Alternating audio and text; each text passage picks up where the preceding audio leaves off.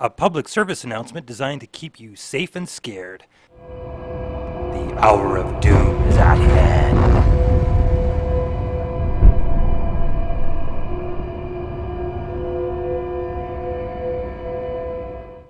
Because we had a really terrible forest fire season this year. But Valemount again, as in 2003, actually comes out unscathed. Forest fires are coming to a community near you, and you can be guaranteed of it. What are some of the factors that make Valemount prone to a fire?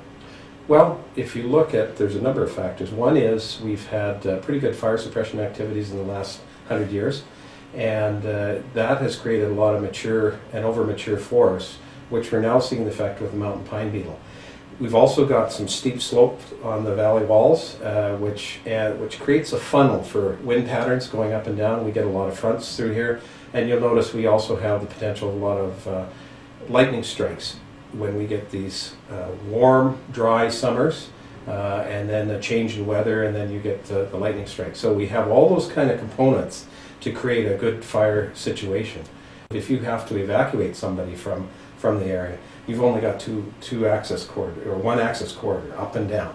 And so you don't have a lot of opportunities to move people. You could move them down the lake, but then they're captured down there. Of course, everybody likes to have trees in their yard, but they also come at a price. And the potential price, if there's a wildfire, you can have, it'll cause embers coming onto your roofs and burning your house. Right. So we need to look at not only, where we're building in the forest, but what we're building, how do we have a fire-free zone around our homes?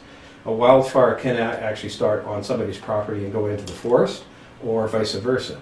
And we need to be thinking about those types of strategies to minimize fuel loading around your residential property or commercial businesses, or around your agricultural land as well. If you look at what the work that Jasper has done, they've spent over $750,000. That was way back in 2004 already.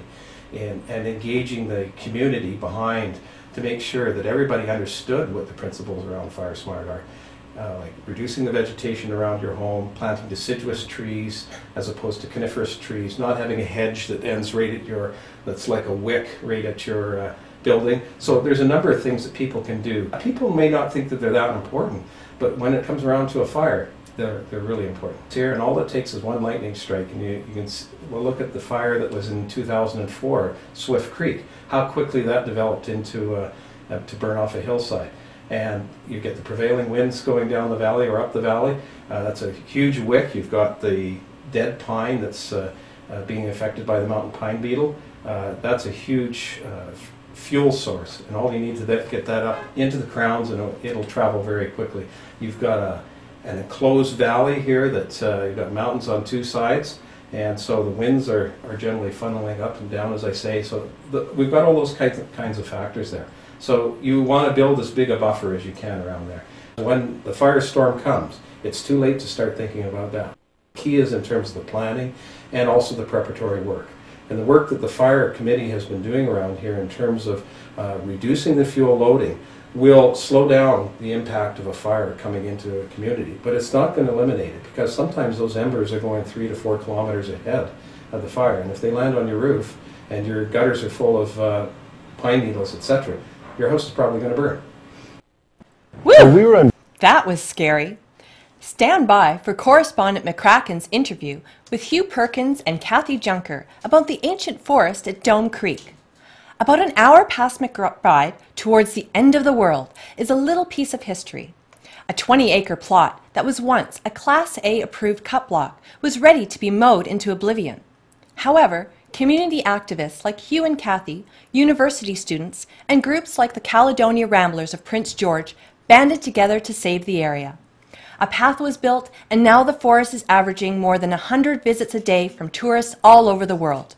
We spoke to Hugh and Kathy about the forest, what it is, what it means, and why it is worth a visit. Well, we were involved with the ancient cedar for decades before, and we knew the forest was there. But the particular site was discovered by a university student, or at least brought to our awareness from a university student who, by chance, did a plot right near one of the big trees and called all of the local advocates for the environment to come and see it, and that's what we did. And we immediately called your newspaper at the time, which helped us make awareness of discovery. The logging company was quick to join us with turning the ancient forest into a protected area. They realized that those ancient trees really are much more valuable standing than they would be as a product. We're getting on an average of over 100 visitors a day. There's been over 22 countries signed into our logbook. Every state in the United States has signed into our logbook. Well, it's a whole group effort, right? And most of the work has been done by the Caledonian Ramblers, or Noel. Mm-hmm. And the university is also involved. It's a grassroots volunteer effort, and it shows in the way the signs are, and the people that come to walk the trail take a bag of mulch and carry it in, put it on the trail as they go. It's our trail. And we get a lot of comments that this is unlike any other government-backed or paid-for trail that they've ever seen.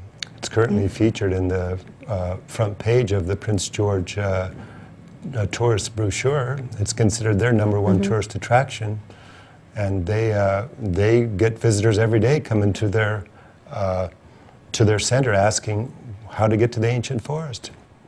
Yeah, we expect probably have around 10,000 people visit this year, which is a lot for a highway that has so little traffic. Many of those people are driving that road just to see the ancient forest. We saw a tour bus there from Germany one morning early, and we talked to the driver, and they bring every tour to the ancient forest. Incredible. Yeah. Is it currently protected? It is. But just protecting that 20 hectares isn't going to protect that 20 hectares. We have to protect the entire ecosystem, or it puts it at risk. We need to get the entire ancient forest protected, not just this little bit that the trail's on.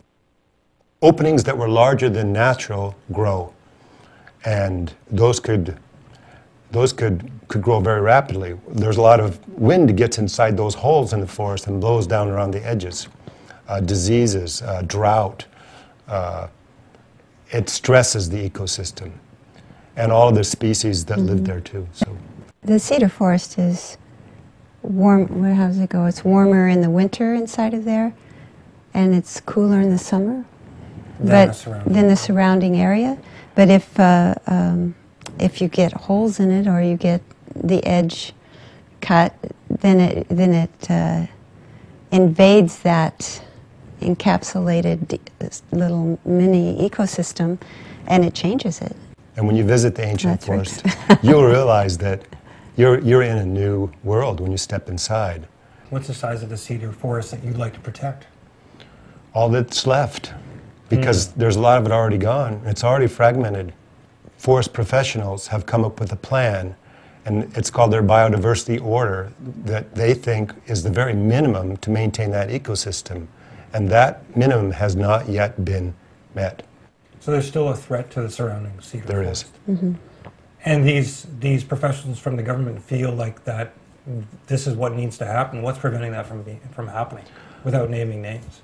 Well, we have a report from the Forest Practices Board that just came in last week, and it was directing government to halt all tenure in the ancient forest until the conservation plan is in place. Wow. And that is being ignored by the government. It was our complaint that precipitated the investigation by the board and the recommendations from the board. So we really don't know what else we can do at this point, but try to get more people to see the ancient forest. It's come down to where it's a political issue. It's not a forest management issue.